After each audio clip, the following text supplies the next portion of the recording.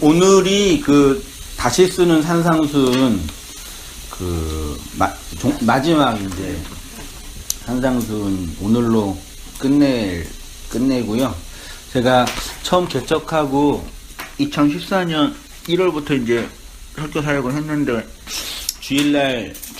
주일날에는 에베소서 강의를 하고 그 다음에 주중 성경 공부를 이제 산상순 강의를 했는데 그때 처음 했던 게 1강부터 82강까지 해가지고 5, 6, 7장을 정리했어요. 그리고 정리했는데 그리고 이제 이따가 그 어디죠? 여기 파주 여기 주일 예배는 드리고 성경 공부를 하게 돼가지고 파주 이 지역에 성경 공부를 하려고 산상순을 다시 쓴 거예요. 그게 이제 1강. 그래서 이제 여기 수요일 날 모여서 46강까지 거의 1년 가까이 해가지고 이제 오늘이 이제 마지막 강의 되고요. 다음번 강의는 이제 그 예수님의 종말 강화, 다락방 강화라고 그러고요. 그걸 좀 하면서 주일날에는 이제 그 예수님의 비유, 예수님의 어록 중에 비유 하고 있고, 그 다음에 산상순 했고, 이제 종말 강화 3개, 3종 세트, 예수님의 어록 3종 세트 정리를 하면 그 기독교 어떤 기본적인 틀이 되지 않을까. 그 다음에 또 상황 봐서 뭐 선지서를 하든지 해서 성경에 강의할 건 쓰도록 하고. 그렇지만요, 누가 그러더라고요. 하세희 목사 설교를 들으면은 다 그 얘기가 그 얘기고 저 얘기가 이 얘기고 다 똑같은 얘기 한다고. 아, 똑같냐고요? 근데 왜 나는 맨날 새롭지? 왜 그럴까? 전 좀 이해가 안 되거든요. 맨날 들으면 다 똑같아요. 뭐 죽으라 그러고 하는데 나는 맨날 새로울까? 이상하다 그랬는데 아무튼 뭐 그래요. 뭐 성경이 똑같은 얘기 하니까요. 그 산상순 이제 46강이고요. 오늘 제목을 행하는 자와 주의 뜻을 행하는 자와 행하지 않는 자, 모래 위에 지은 집과 반석 위에 지은 집이라는 제목으로 말씀 상고하도록 하겠습니다. 마태복음 7장 21절부터 29절까지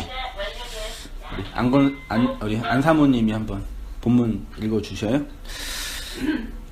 나더러 주여 주여 하는 자마다 다 천국에 들어갈 것이 아니요 다만 하늘에 계신 내 아버지의 뜻대로 행하는 자라야 들어가리라.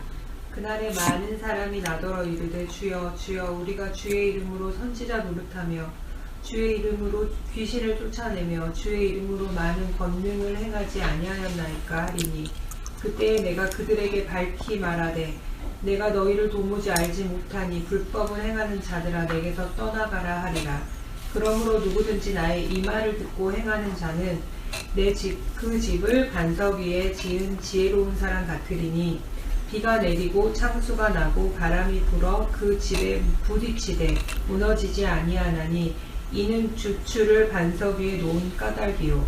나의 이 말을 듣고 행하지 아니하는 자는 그 집을 모래 위에 지은 어리석은 사람 같으리니 비가 내리고 창수가 나고 바람이 불어 그 집에 부딪힘에 무너져 그 무너짐이 심하니라.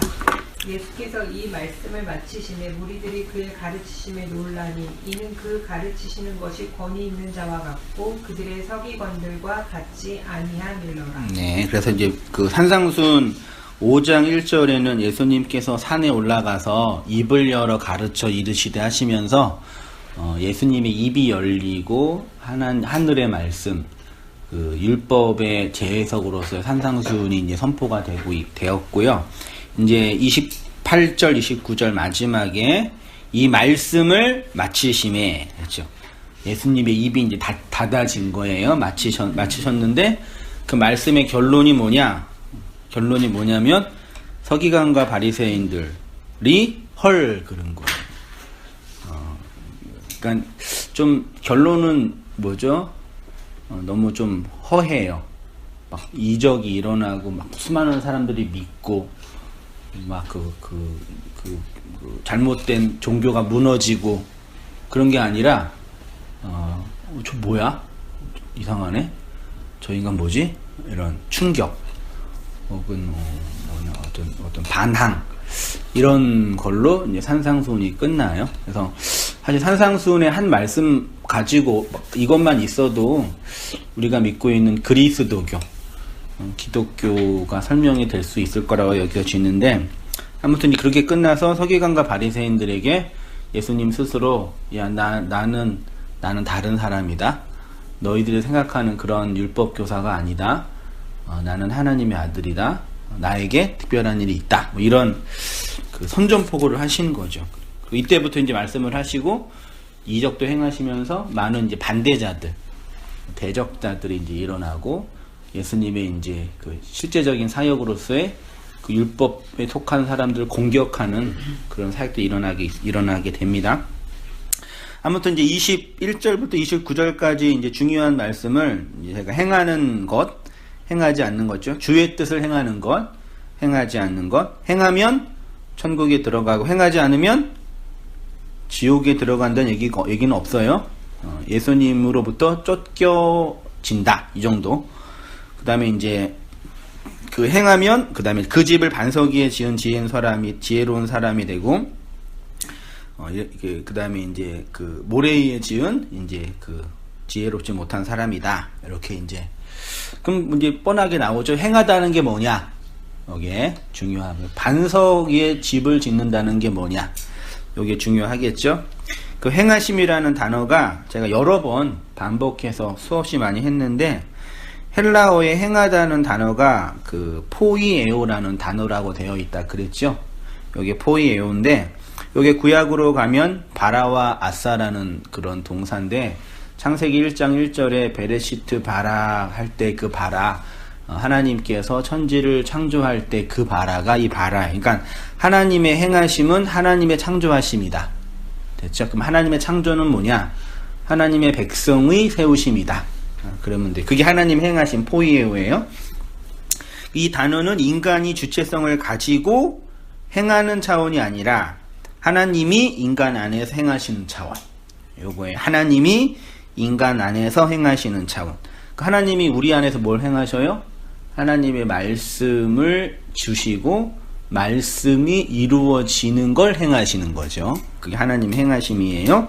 하나님의 뜻, 의지가 말씀의 씨로 우리에게 떨어져 그 말씀이 우리 안에서 확장해 가고 장악되어지는 과정이 뭐라고요? 포이에오, 바라, 아사라는 동사예요.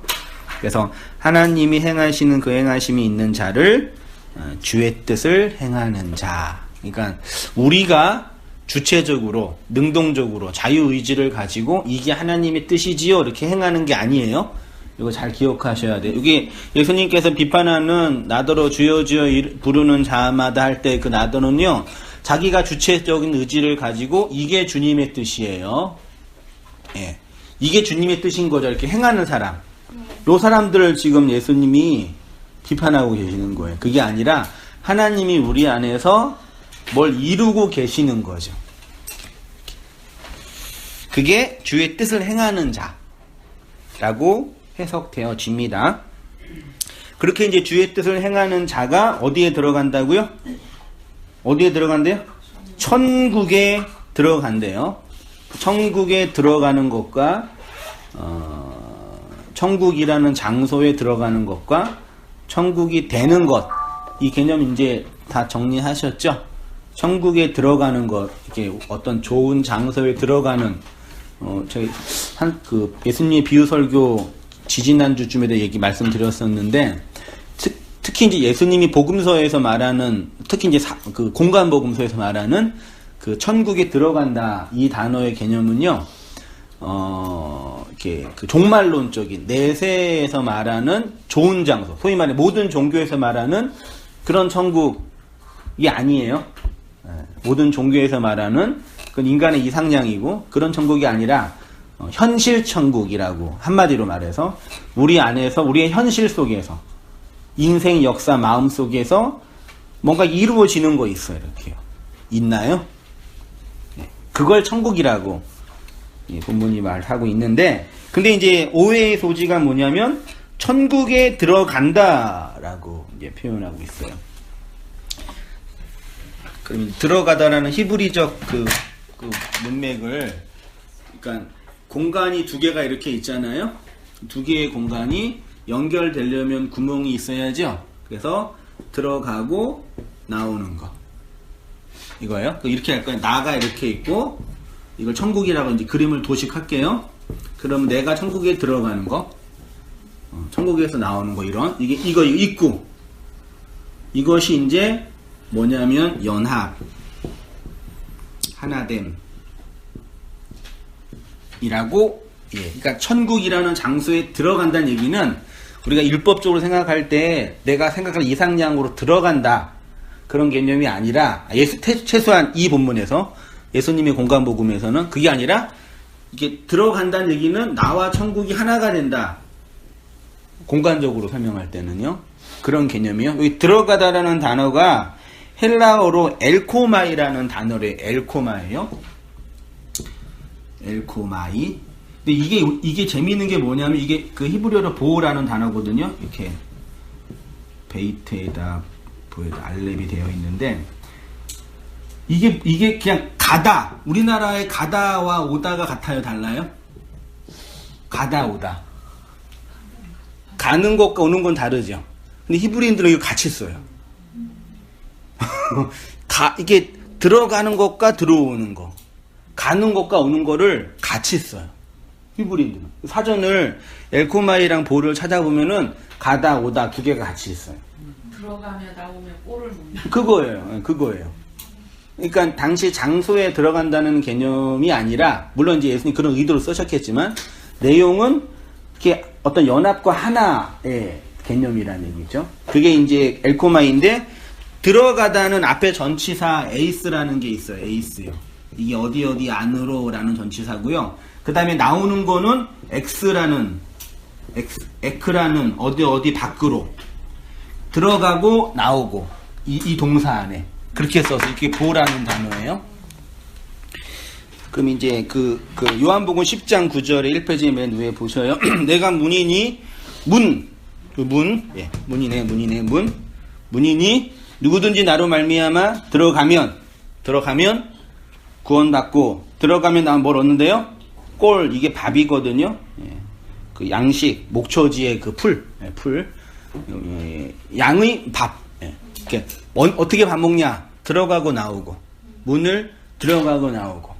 그렇죠? 그러면 이제 이게 단순히 장소적 의미가 아니라, 공간적 의미가 아니라 존재론적으로 중요한 의미가 내포되어 있어요. 들어가는 것과 나오는 과정을 통해서 내가 뭘 경험해요? 뭘 경험할까요? 들어가는 것과 나오는 걸, 들어가서 죽고 들어가서 죽어서 부활하여 나오는 거예요. 잘 들으세요? 들어가서 죽으면 부활해요. 이 부활이라는 얘기가 우리가 육체가 다 죽고 나중에 이제 몸이 산다 그런 개념이 아니라 거듭나는 거, 중생 자체가 다시 사는 거잖아요. 거듭남이 다시 태어나는 거잖아요. 알에서 나오는 거. 예. 들어가서 죽고 나와서 살아가는 거. 그게 들어가서 나와서 그러니까 꼴이라는 양식은 예수님이 우리 산상순의 양식이 본질이에요. 양식을 먹으면 뭐예요? 해석한다 그랬죠? 해석하면 용서한다 그랬죠? 용서는 역사를 받아들임. 지나간 것은 지나간 대로 그런 의미가 있죠. 의미. 전인권 씨는 진리를 알았을지도 모르는데 지나간 건 율법대로 의미가 있는 거죠. 근데 의미를 모르면 율법에 매이는 거예요. 그걸 용서하지 못한다고 표현하는 거죠. 그러니까 노래는 했지만 술 마시면서 그냥 지나간 거 그랬겠지만 알았겠어요. 그분이 예수님 모르는데 말은 한 거죠. 모든 사람이 다 진리를 말해요. 말을 하는데 의미는 모르고 말하는 거. 그걸 방언이라고 그러잖아요. 막 하는데 잘 들어보면 애기의 울음 속에도 그 진리가 있는 거겠죠. 아니 이 부분은 이제 성경을 통해서 한번 증명해 볼게요. 첫 번째 구원은 들어가서 죽고 부활하여 나오는 거다. 가다 오다 그 엘코마이와 보라는 동사가요. 신약과 구약에 사용이 됐는데 사용된 용례를 창세기 2장 19절 여호와 하나님이 흙으로 각종 들짐승과 공중의 각종 새를 지으시고 아담이 무엇이라고 부르나 보시려고 그것들을 그에게로 이끌어 가시니 이게 보라는 동사예요. 이렇게 그러니까 짐승이 아담에게로 들어오는 거죠. 보세요. 그러면 주체가 대상을 향해 들어가면 주체의 죽음이에요. 그러면 짐승이 아담에게로 들어오면 짐승의 죽음이죠. 짐승이 어떻게 죽었어요? 아담이 짐승을 부르지요. 너는 개, 너는 소, 너는 말. 그 정의 내리는 거죠. 정의 내리는 건 이렇게 테두리 안에 집어넣는 거예요. 그걸 죽음이라고 그러는 거예요. 이해되셔요? 이거 깊은 이 철학적인 이해되시는 거죠? 짐승의 죽음, 아담에게 짐승이 죽었어요. 아담이 짐승을 부르는 거예요. 너는 개야. 그러면 개라는 존재 안에 개가 들어가는 거죠. 그 개의 죽음이라고요. 이해되시나? 네. 그거예요. 그래서 아담이 주체고 짐승이 이제 대상이 되는 거죠. 객체가 되는 거죠. 이건 당연히 아담은 예수님이고 짐승은 우리죠. 우리가 예수님께로 이끌려가서 예수님에 의해서 너는 성도야 라고 불려지는 거죠. 거기에 이렇게 그게 이제 그 안에 정의에 들어가는 거죠. 의미화되는 거죠. 의미화되면 죽는 거예요. 창세기 2장 22절요. 여호와 하나님이 아담에게서 취하신 갈빗대로 여자를 만드시고 그를 아담에게로 이끌어 오시니 보호하시니 여자가 아까 짐승이었고 여자가 또 남자에게로 오죠. 당연히 똑같은 비유예요. 성도로서의 우리가 그리스도 신랑에게 가서 하나가 되잖아요. 정이 되는 거죠. 더 구체적으로 신랑과 하나가 돼 연합돼서 씨를 받죠. 생명을 받잖아요. 그게 여자의 죽음이라고 제가 늘 말씀드렸죠. 정이 내려지는 거예요. 창세기 6장 18절 그러나 너와는 내가 내 언약을 세우리니 좀 확장됐겠죠. 아들들과 내 아내 며느리들과 그 어디로요? 방주로 보호하고 방주 또 장소로 들어가는 거죠. 그러면 그거 자체가 8 식구들의 죽음인 거죠. 방주는 당연히 누구예요? 예수님. 물 위에 떠가는 그 방주. 예수님이 물 위를 걸으셨죠. 이 율법이라는 세상의 바다를 둥둥 떠가는 우리 그 안에 우리가 죽은 거죠. 그 다음에 이제 2페이지로 가셔서 창세기 38장 18절 유다가 이르되 무슨 담보물을 내게 주랴 그가 이르되 당신의 도장과 끈과 당신의 손에 있는 지팡이로 하라. 유다가 그것들을 그에게로 주고 그에게로 들어갔더니 유다와 다말 이야기예요. 여자가 남자에게로 들어가는 거, 씨를 받아서 여자가 죽는 거, 죽어서 생명을 잉태하죠. 그거 부활. 됐어요? 내가 죽고 나의 죽음이 어디로 나의 생명이 어디로 증거돼요? 내 자손에게. 그게 나의 부활. 거듭남. 그래서 모든 인간은 자손을 이렇게 낳고 그 자손에게 나를 투영하고 내 욕망을 반영하는 본성이 있는 거죠. 그게 이제 영적으로 해석하면 돼요. 출애굽기 28장 43절 아론과 그의 아들들이 회막 이거 더 구체적 성막은 이게 위에서 보면 이렇게 텐트예요. 텐트 별거 없어요. 텐트인데 그 안에 들어가면은 피비린내가 나는 거예요. 희생 제사를 드리는 거예요. 제사장이 안에 들어가 희생 제물로서의 그 어린 양이 죽고 나오는 거죠. 이게 다 십자가에서 예수가 그 죽는 그것을 예표하고 모형하는 거예요. 그렇게 예수가 나로 죽은 거죠. 나를 죽인 거죠. 예수의 죽음과 연합한 거죠. 그 죽음과 연합하지 않는데 어떻게 부활을 같이 해요? 어떻게 거듭나요? 그 죽음과 하나가 안 됐는데. 그렇죠.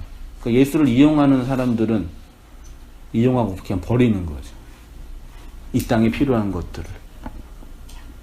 자꾸 이렇게 사람들이 이렇게 혼동해요. 지난주도 설교를 했는데. 그럼 목사님 설교는 다 이게 전제가 목사님 설교가 무슨 말인지 알겠는데 그럼 나더러 어떻게 하라는 얘기예요.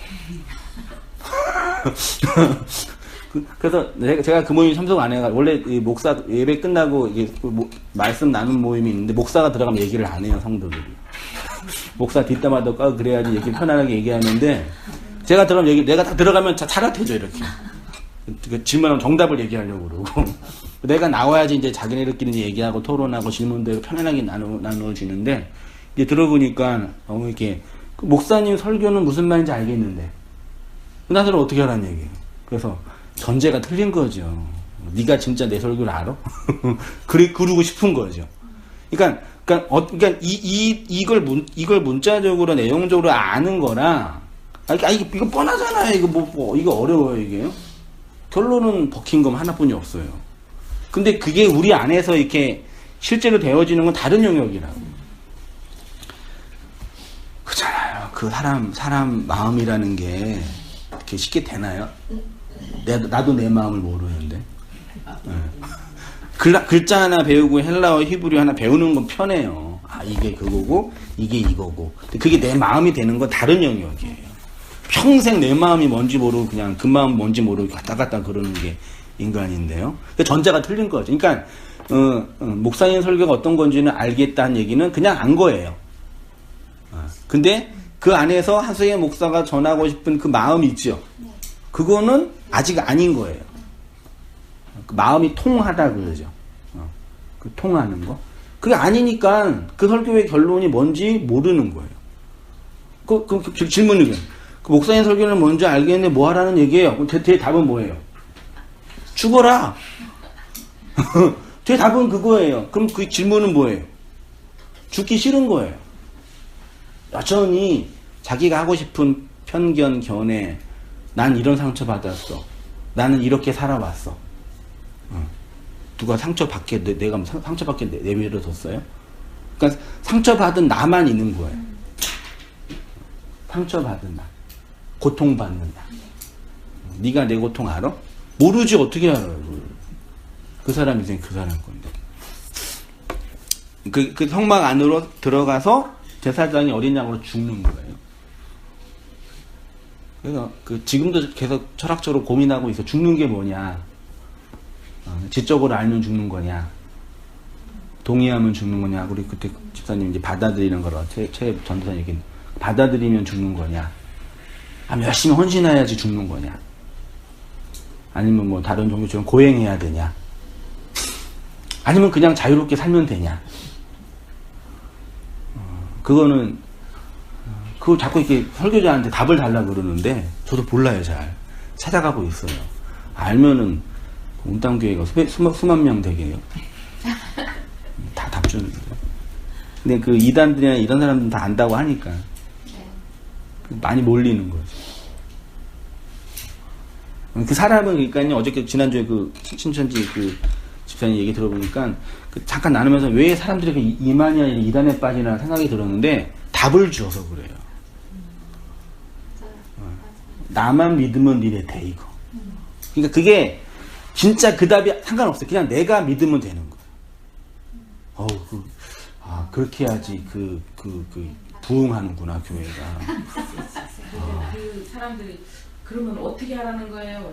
이 말 속에는 그 사람한테는 그게 양식이 되지를 않은 거죠. 그렇죠. 예. 답이 없는 거죠. 되지 않았으니까 뭘 어떻게 하라는 거야? 예. 이런 그런 얘기는요. 제가 자식이 말할 수 있는 이유만 항상 들었어요.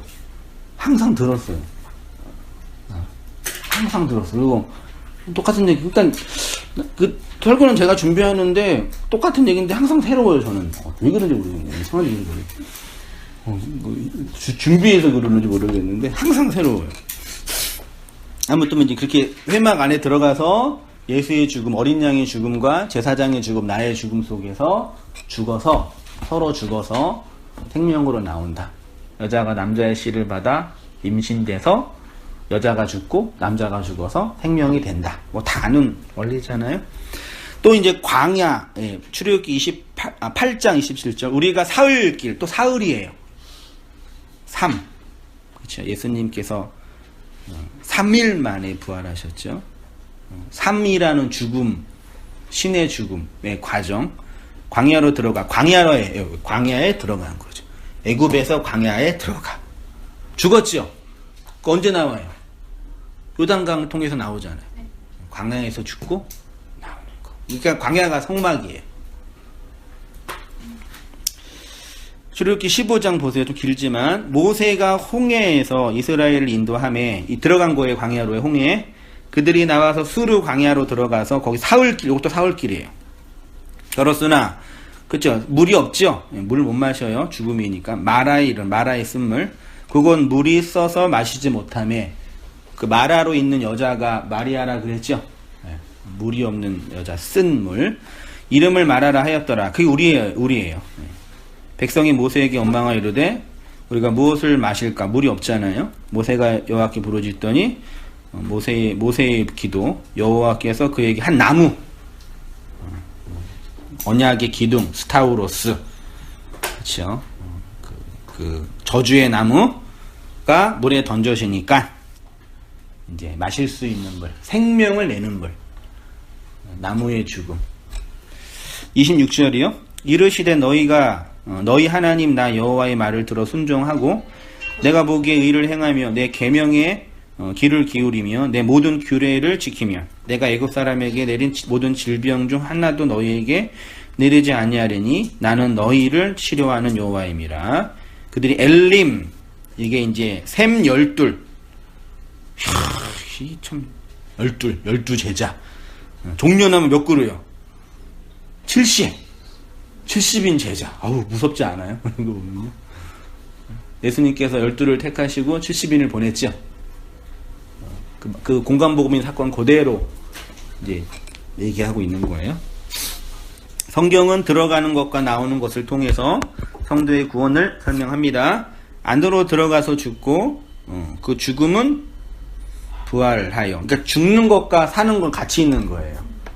그렇죠? 우리가 죽어서 새로운 세계로 들어가고 부활해서 새로운 세계가 되는 것처럼. 그 죽으란 얘기는 살라 그 얘기죠.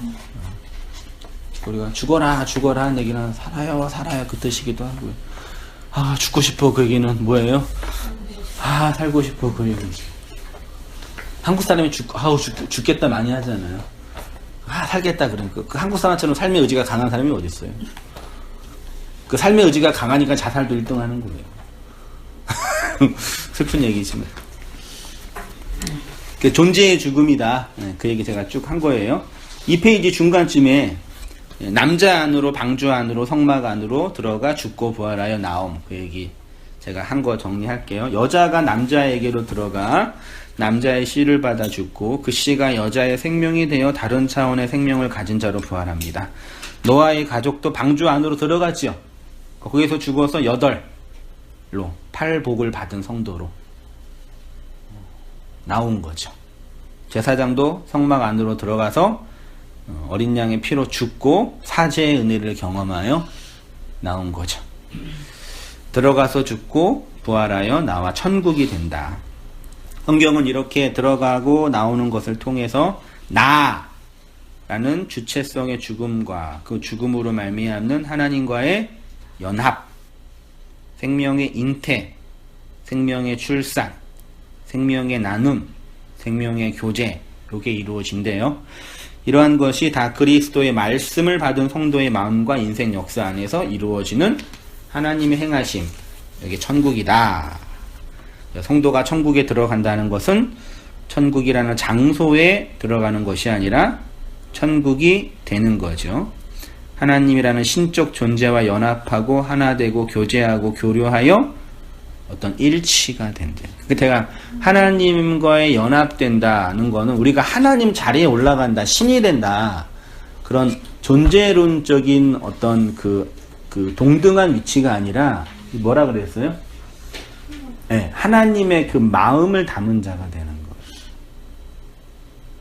이 세상의 어떤 피조물도 하나님의 이 율법과 세상을 향한 그 마음을 담고 있는 피조물이 없는데 하나님의 그 신부인 교회만 하나님의 그 마음을 담는 존재. 그게 일심 이심전심으로 통하는 하나님의 그 마음이라고 하잖아요. 그 마음으로 살면 그게 생명이고 그 마음을 이제 내 마음이 아니잖아요. 내게 아니죠. 그걸 뭐 해야 돼요? 하나님이 자본금 주셨으니까 그걸로 장사해야지. 세상은 그 장사를 뭘로 해요? 자기 유격적 욕망을 확장하는 장사를 하잖아요. 근데 성도는 진주를 구하는 그 장사를 하는 거예요. 하나님이 주신 이 생명, 이 마음을 나누는 그 장사. 그래서 자유하게 하고 안식하게 하는 이문을 남겨야지. 그게 충성된 종이고. 근데 다 우리는 그거 가지고 우리 욕망 채우는 우리 장사 하잖아요. 그렇죠. 그러니까 목사들 타락했다고 욕할 필요 없어요. 어떤 의미에서? 너무 상처받지 마세요, 거기. 장사 잘 하셔요. 많이 남기셔서 칭찬 많이 받으셔요.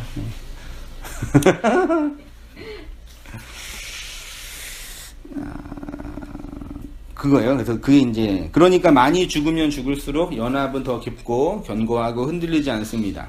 바로 이러한 것이 아버지의 뜻대로 행하는 자이고 그들이 바로 천국으로 들어가 천국이 된 자입니다. 계시록에 이제 가면 이제 이런 얘기가 결론으로 나오죠. 무엇이든지 속된 것이나 가증된 일 또는 거짓말하는 자는 결코 그리로 들어가지 못하되 천국으로 못 들어간대요. 천국은 뭐냐? 어린 양의 생명책이 기록된 자들, 하나님의 그 마음을 말로 담겨져 있는 자가 어린 양의 생명책이잖아요. 우리가 책들이 된 거예요. 말씀을 담은 문자가 된 거. 그래서 하나님 말씀을 성경책에 기록하신 거고, 그 성경책이 우리의 마음이 된 거고, 우리가 말하자면 워킹 바이블. 옛날에 워킹 바이블은 어떤 사람이었어요? 성경 많이 알고 있는 사람. 그런 사람이 워킹 바이블이 됐잖아요. 지적인 거 자랑하고. 그게 아니라 살아있는 말을 담은 자. 그 사람은 어디 가든 그 말을 흘리고 나누어주는 그 생명이 되는 거죠. 계시록 22장 14절이요. 자기 두루마리를 빠는 자. 두루마리는 말씀이에요. 성경책. 복이 있는 이는 그들이 생명나무에 나아가며 문을 통하여 성에 들어간다. 그렇죠? 아까 예수라는 문 기억나시죠? 자, 그러면 중간 결론. 우리가 천국에 들어가는 것에는 이러한 풍성한 의미가 있는 것입니다. 그러므로 천국에 들어가서 천국이 되는 것은 율법으로 만들어진 우리의 옛 자아가 죽는 과정이며 내용입니다. 이것이 아버지의 뜻대로 행하는 자이고, 이렇게 아버지의 뜻을 행하고 있고 아버지의 뜻이 우리 안에서 이루어지고 있는 거죠. 그러니까 워낙 우리 대기업이 많이 있으면은 누가 살기가 힘들어요? 중소기업 정도가 아니라 자영업자들이 힘들죠. 우리나라 지금 경제 구조가요, 자영업자가 너무 많아요. 그리고 대부분의 자영업자들은 되게 힘들게 있어요. 경제 구조가 그게 자본주의에서 안 좋은데, 말하자면 영적인 자영업자들이 많이 있죠. 이 율법이라는 세상에 자신들의 욕망이라는 자본을 가지고 거대한 종교 기업들이 많이 있어가지고, 절간이든 교회도 마찬가지예요. 있으니까 그 말씀을 갖고 있는 소수의 사람들이 그냥 이렇게 그냥 이렇게 있는 거예요. 그냥 누구는 그냥 있기도 하고 산에 들어가 있기도 하고 조용히 그냥 지하 세계, 제 표현으로 지하 어두운 세계 인터넷으로 있기도 하고. 그쵸. 똑같아요. 세상을 보는 건 다 똑같은 것 같아요. 아무튼 이제 이렇게 아버지의 뜻을 행하고 있고요. 아버지의 뜻이 우리 안에서 이루어지고 있고, 우리의 율법적 자아, 선악 욕망으로서의 자기 의가 하나하나 깨지고 삭제되고 부서지고 있지요.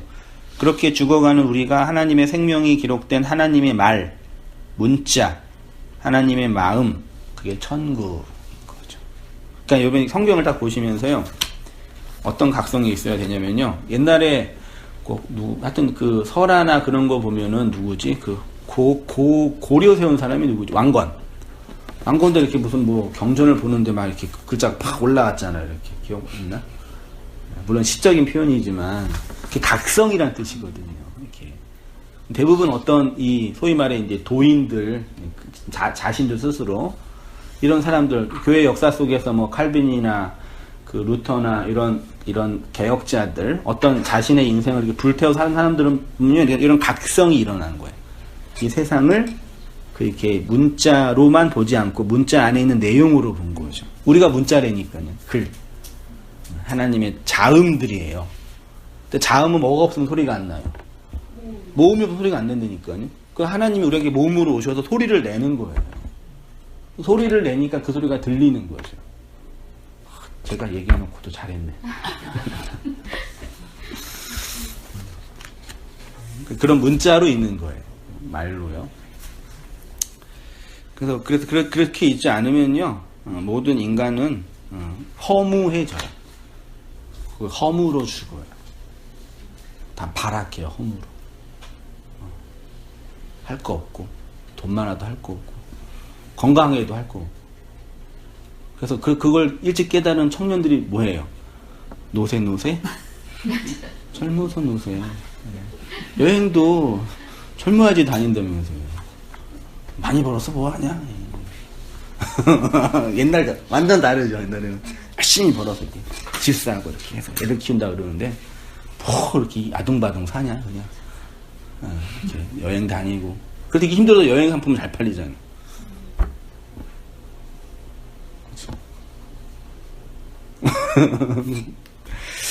자, 그게 이제 그 천국이 되는 거, 천국으로 들어가는 그런 의미고요. 두 번째 이제 그 반석이에 지은 집과 모래에 지은 집이 있죠. 이렇게 주의 말씀을 듣고 행하는 자는 그 집을 반석이에 지은 사람이라고 하고요. 반대로 주의 말씀을 듣고 행하지 않는 자는 그 집을 모래에 지은 사람이라고 합니다. 성경에서 집이라는 단어는 매우 중요한데요. 구원이 뭐냐, 천국이란 뭐냐라고 할 때 한마디로 하나님이 뭐 하신다고요? 집을 짓는다. 알레프 베이트라 그러죠. 하나님이 집을 짓는다. 그게 구원이다. 어디에다요? 우리 마음 인생 역사 속에 하나님이 거하시는 집을 짓는다. 그래서 요한복음 14장 22절에 내 아버지의 집에 거할 것이 많도다. 아버지 집에 거할 것이 많도다. 그렇지 않으면 너희에게 일렀으리라. 내가 너희를 위하여 거처를 그 집을 지으러 간다. 예수님께서 언약의 기둥에서 죽어서 성령으로 우리에게 말로 오셨죠. 우리로 하여금 하나님이 거하는 집으로 만드시겠다 얘기죠. 고린도후서 5장 1절 만일 땅에 있는 우리의 장막 집이 무너지면 하나님께서 지으신 집 곧 손으로 지은 것이 아니요 하늘에 있는 영원한 집이 우리에게 있는 줄. 이거 하늘에 있는 영원한 집이라고 해서 뭐 그 구현선 씨가 말하는 것처럼 죽어서 뭐 그 천국 가서 뭐 그 빌라 큰 거 들어가고 그런 게 아니라 하늘 그 우라노스 그 말을 담은 자가 하나님의 영원한 집인 거죠. 하나님이 나를 하나님이 거하시는 집으로 만드신다라는 것은 나와 함께 거하시고 나와 연합하시고 나와 하나가 되신다는 것이고요. 그러기 위해서는 나의 옛집 율법으로 만들어진 율법의 나 선악과 뭐고 선악 판단과 욕망의 주체로 살고 있는 율법의 노예로 살고 있는 나를 통해 잘 보세요. 빛은 무엇이 있어야지 나요? 그렇죠. 기쁨은 무엇이 있어야지 돼요? 그러니까 율법이라는 이 세상에 진리 없어요. 사실은 존재론적으로 볼 때 진리라는 물건이 없어요. 진리를 못 찾아요. 이렇게 딱 이게 진리지 딱 잡을 수 있는 게 아니에요. 아시겠죠? 빛이 없단 말이에요. 빛은 뭘로 감지해요? 어두움으로. 기쁨도 없어요. 슬픔으로 감지해요. 그러니까 인생을 구원을 둘째 문제고 지혜롭게 살려면 어둠을 어떻게 받아들이냐. 어둠을, 그 다음에 슬픔을 어떻게 해석하냐. 어린아이는 슬픔은 나쁜 거라 그러고 기쁨은 좋은 거라 그래요. 어린아이는. 어린아이는 슬픈 감정을 처음 태어나서 못 느껴요. 어린아이는. 무조건 울거나 웃거나. 그리고 그렇게 해야지 엄마 아빠가 밥을 주니까. 맨날 이렇게 인상 찌푸리면서 인생 살 거 없어 막 그러고 막. 애가 그러면 밥 주겠어요? 밝게 웃으니까 착하다 그러고 속으시는 거예요. 그러니까 우리가 다 속은 거예요. 그러니까 애한테 그렇게 살려고 그런 거예요. 애들이요. 인생이 커서 인생이 뭔지 알면 슬픔이 뭔지 아는 거죠. 아, 이게 슬픔이구나. 그때 기쁨이 보이는 거예요. 그렇죠? 그러니까 진리는 사실 없어요. 율법뿐이 없어요. 코스모스 세상으로 주신 요것이 하나님의 그 진리를 담는 거라는 걸 알면 그걸 진리라고 이렇게 말하자는 얘기죠. 그렇다는 것도 아니고 그렇게 하자, 정하자, 그렇게 하자는 얘기죠. 그렇죠? 근데 이제 이게 그럼 이제 이 율법으로서의 나아죠. 그러면 진리는 뭐냐? 이게 이제 삭제당하는 거죠. 이게 삭제당한다는 얘기는 이게 해석되어진다, 정의 내려진다, 해석되어진다, 삭제당한다, 죽는다. 이게요 의미화된다. 의미화. 그래서 이런 걸 의미를 이제 안다, 지적인 걸 이제 표현하는 거예요. 그래서 알아야지 구원받는다는 표현이 그래서 나오는 거예요. 그러니까 알면 구원받는 얘기가 아니라 알아야 된다는 얘기가 이게 어떤 의미인지를 알아야 해요. 의미. 인간만 의미를 찾아요. 인간만. 동물은 자기 의미를 못 찾아요. 인간만 나의 의미. 맨날 이렇게 그래. 내가 왜 이렇게 되게 힘들게 살았지? 왜 내가 이렇게 고생을 하고 있지? 내가 왜 이렇게 됐지? 항상 답 없는 그 의미. 아무도 모르는 그 의미. 찾잖아요. 인간만. 근데 그 의미는 죽음, 삭제, 해석. 그래야지 양식이 되는 거예요. 그게 율법으로서의 나의 죽음이다. 나의 죽음이다. 그거를 이제 이렇게 이제 있어요. 어저께 이제 설교를 준비하려고 이제 그 카페 가가지고 설교 준비하고 원고 한 3분의 2 쓰고 이제 하고 있는데 어떻게 하다가 제 블로그 이웃 중에 한 분이 이거를 이제 블로그에 올렸더라고요. 전주에 있는 어떤 집사님이. 이 딱 보는데 딱 꽂혔어요. 아, 성령님께서 나한테 주신 은혜구나 라고 이렇게 생각을 했어요. 가사 보세요. 하덕규 씨가 원래는 그 패트김 씨가 불렀던 노래인데, 네, 원래는 패트김 씨가 지금 한 90세 넘지 않으셨나요? 거의 한 50년대 분 아니세요? 그죠? 그때 불렀던데 이제 80년대 시인가 촌장에서 이제 하덕규 씨가 부르고, 조성모는 90년대. 조성모는 90년대. 사람들이 조성모인 줄 알아요. 하덕규, 원래 하덕규도 아니에요. 원래 패트김인데. 근데 패트김, 하덕규, 조성모, 그 다음에 요즘에 뭐 알리, SG, 워너비 있는데요. 제가 가장 좋아하는 버전은 하덕규 씨가 제일 나은 것 같고, 다 각자 우리 사람은 조성모가 좋다 그러는데 그걸로 싸울 필요는 없고 좋아하는 거 들어보세요. 근데 이제 이게 예?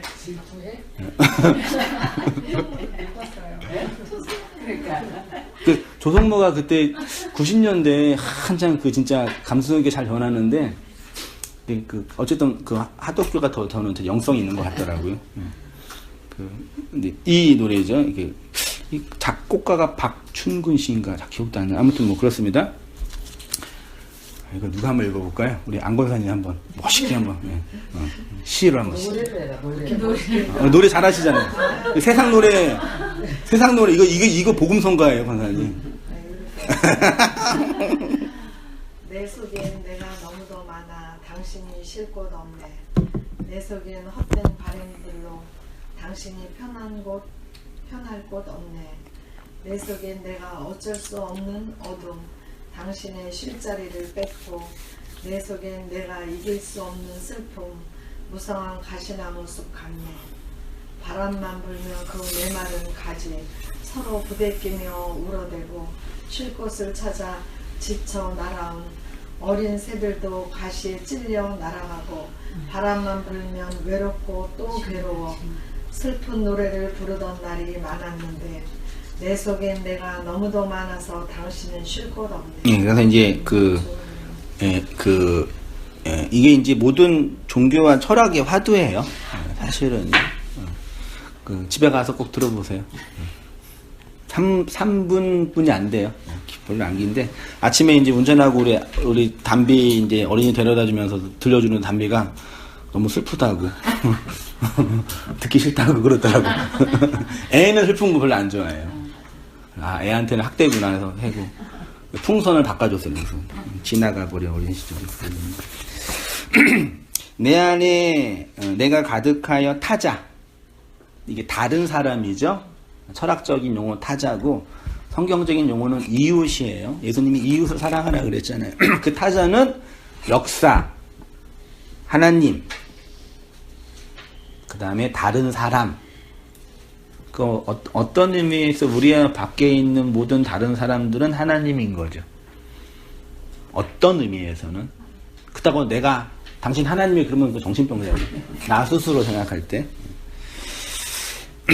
타자를 받아들일 수 있는 인간의 모습, 이거는 불가능해요. 그렇게 받아들일 수 있는 사람은 한 사람도 없어요. 그래서 고통이라고 하는 거예요.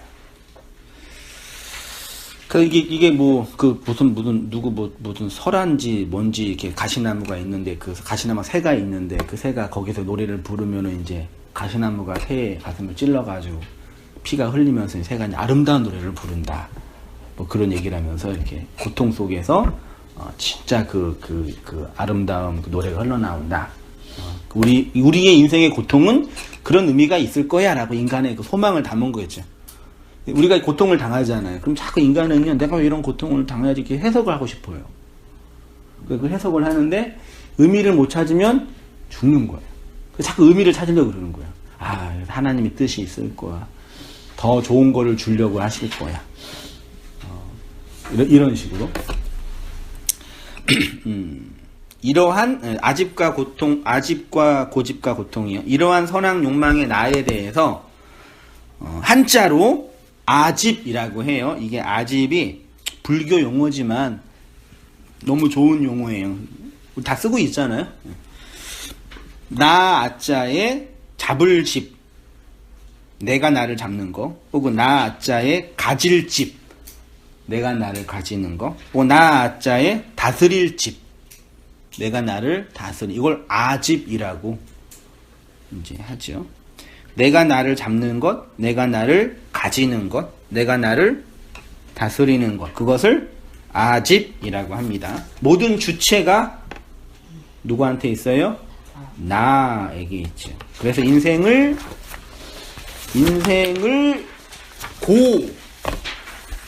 고라고 해요. 모든 사람이 그 나를 주체로 살기 때문입니다. 이 일이 언제 일어났어요? 아담과 하와가 선악을 아는 나무를 먹고 선악의 주인으로, 선악 욕망의 주인으로 살게 된 거죠. 그걸 불교가 아집이라고 표현을 한 거예요.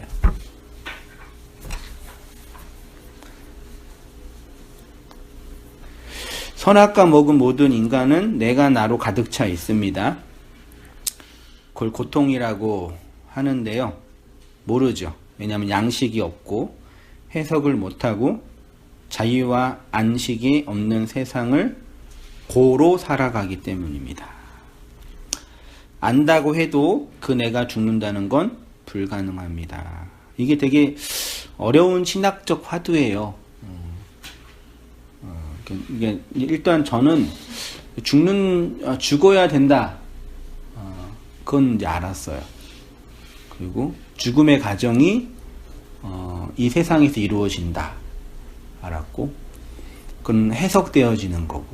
그러니까 죽는다 자꾸 그러면 자꾸 사람들이 그러면 지금 내가 뭐 원하는 걸 하면 안 되냐, 내가 이걸 포기해 이런 식으로도 이해하시더라고요. 그런 건 아닌데. 자, 보세요. 모래에 의해 지은 집은 율법 위에 자신의 인생 역사에 집을 짓는 집입니다. 선악과 먹은 나 위에 집을 짓기 때문에 하늘에서 떨어지는 인생 풍파, 비, 홍수, 바람 다 누가 보낸 거예요? 이거 다 하나님이 보낸 거예요. 내 속에서 일어나는 이거 다 자연의 역사잖아요. 하나님이 보낸, 남편 잘못 만나서 된 게 아니라, 물론 그 남편은 그렇게 말하면 안 되지. 그 남편은 자기 죄라고 생각해야죠. 그 남편은.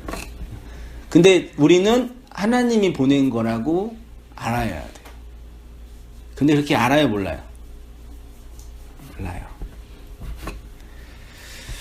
모르니까 자꾸 막는 거예요, 그거를요. 바람 모두 하나님이 자연을 통해서 인생에게 보내는 말씀이에요. 그러니까 말씀을 봐도 말씀을 모르는 거죠. 위로되는 말씀만 찾는 거니까. 그 말씀을 율법 아래에 있는 내가 아집으로 가득 찬 내가 경험할 때 비창수 바람. 창세기 3장 18절에 그날 바람이 불 때 동산 중앙에 거니시는 여호와 하나님의 소리를 듣고, 이게 심판의 바람이겠죠. 욥기 1장 19절 거친 들에서 큰 바람이 와서 집 내 모퉁이를 치매 네 개의 세상에, 그래서 자녀들이 다 몰살 당하죠. 요나서가 재미있죠. 여호와께서 큰 바람을 바다 위에서 내리심에, 그래서 그냥 요나가 물에 퐁당 빠졌죠. 하나님이 보낸 바람이. 그 바람, 그래서 그 율법의 나가 무너지게 됩니다. 무너졌잖아요, 다. 네 개의 기둥이 무너져 나로 상징되는 자식이 몰살당하고, 자기 욕망을 따라 불순종의 길을 갔던 요나가 물에 빠져 돼지고 하나님이 바람으로 이렇게 죽이신 거죠.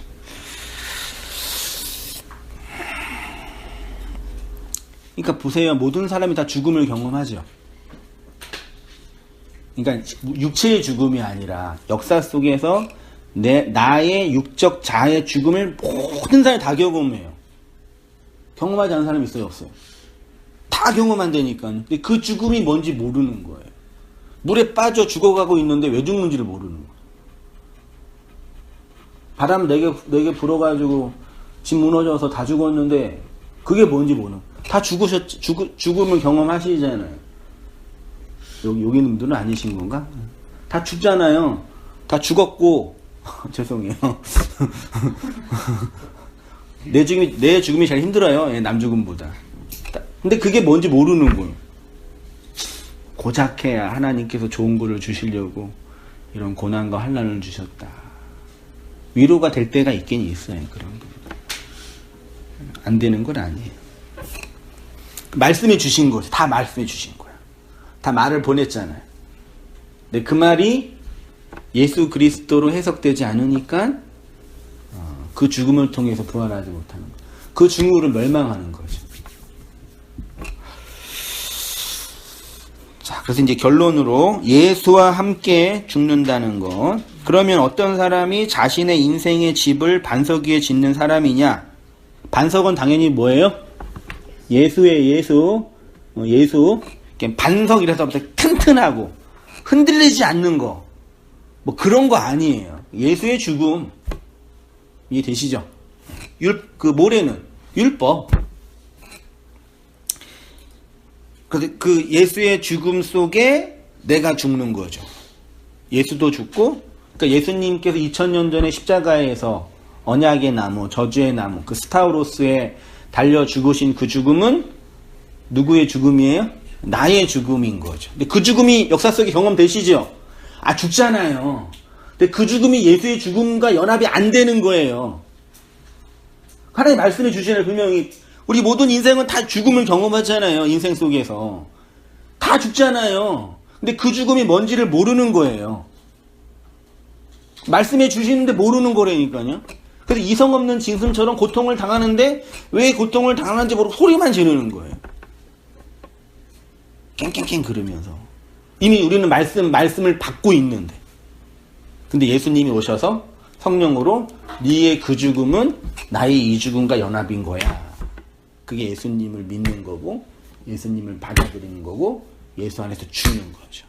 그렇게 죽으면 부활하는 거예요. 거듭나는 거예요. 근데 또 살다 보니까 모든 사람이 뭐하고 있어요? 다 죽고 있잖아요. 하나님의 바람을 맞아 다 죽고 있잖아요. 돈을 많이 벌어도 건강해도 죽고 있잖아요. 근데 그 사람에게 그 죽음은 이 스타우로스의 십자가의 죽음이야라고 말을 전해주면 아멘으로 화답하면 거기에서 생명이 일어나요. 그래요. 그래서 이제 바울이 요한이 계속 얘기하는 게 그리스도와의 죽음, 십자가에서의 죽음. 그러니까 불교나 이런 불교는 용어를 너무 잘 정리했어요. 불교가 어마어마한 종교예요. 그 학문적 깊이가 그러니까 한국 불교가 타락해가지고 걔네가 공부를 안 해서 그렇지 양이 어마어마해요, 진짜요. 이 불교도 분파가 되게 많아요. 오늘날 그 심리학에서 다루고 있는 상담 같은 것도 유식 불교나 이런 불교에서 마음을 다루는 것과 되게 유사해요. 진짜 불교에 도통하면 거의 예수님 바로 밑에 있을 수 있어요. 그 석가모니가 그랬잖아요. 건너가기 직전까지 세상에서 최고, 율법에서 최고, 세례요한처럼 될 수 있어요. 우리가 되게 풍요로워질 수 있거든요.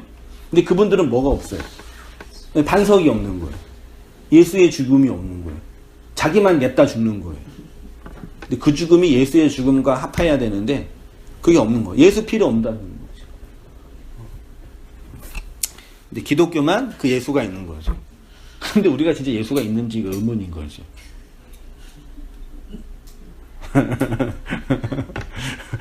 있기를 기대하지만 진짜 있는지 의문인 거죠.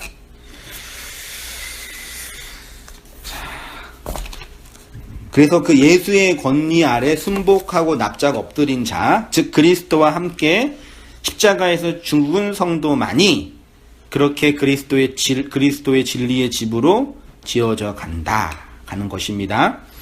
그래서 바울이 항상 그 입버릇처럼 내가 그리스도와 함께 십자가에 못 박혔다라고 자신의 존재에 대한 경험을 늘 고백한 거예요.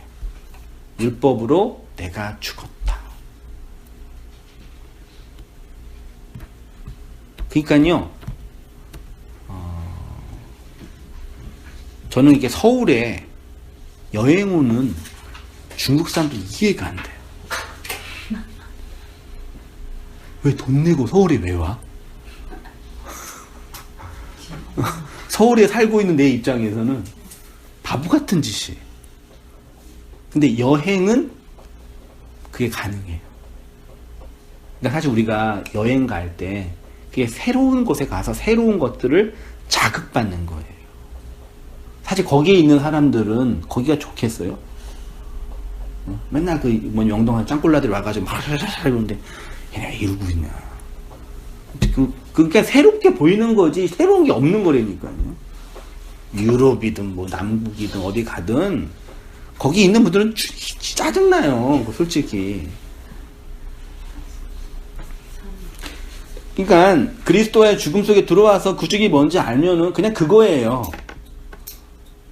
그렇지 뭐 특별히 새로울 거 뭐 이렇게 멀리서 또 들으실 필요 없는 그런 얘기가 사실 솔직히. 그래서 항상 이게 죄송해요. 저는 멀리서 오시는 분들 많이 계시는데 저분들 참 죄송하다. 뻔한 얘기인데 뭐 자꾸 와가지고 새롭다 그러시지? 그러거든요. 그 안에 들어가면 그냥 그 얘기가 그 얘기예요.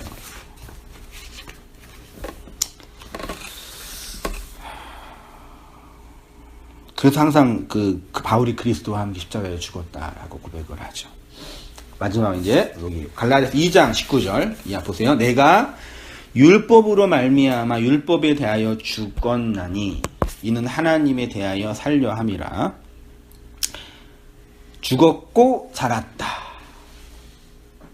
제가 막 설교할 때 죽으세요 그거를 어떻게 들으시면 돼요? 사세요 그렇게 들으시면 돼요. 내가 그리스도와 함께 십자가에 못 박혔나니 그런즉 이제는 내가 사는 것이 아니요 오직 내 안에 그리스도께서 사는 것이라. 이제 내가 육체 가운데 사는 것은 나를 사랑하사 나를 위하여 자기 자신을 버리신 하나님의 아들을 믿는 믿음 안에서. 이렇게 살래잖아요. 성경이 어떻게 살라고 나한테 물으면 어떡해. 살래잖아요. 이렇게 얘기해 주고 싶어 그 청년한테. 살래잖아. 로마서 7장 4절이요. 그러므로 내 형제들아 너희도 그리스도의 몸으로 말미암아 율법에 대하여 죽임을 당하였으니. 죽었대잖아요. 이는 다르니 곧 죽은 자 가운데서 살아나신 이에게 가서 우리가 하나님을 위하여 열매를 맺게 하려 함이라. 이렇게 우리가 그리스도라는 반석 위에 하나님의 나라 천국으로 지어져 가고 있는 거죠. 이렇게 해서 다시 쓰는 산상수훈 강의를 마치고요. 다음번 강의는 요한복음 13장 종말 강의, 다음번 강의 진행하도록 하겠습니다. 끝났습니다. 한 줄 소감, 느낀 점 얘기하고요. 마치겠습니다. 간단하게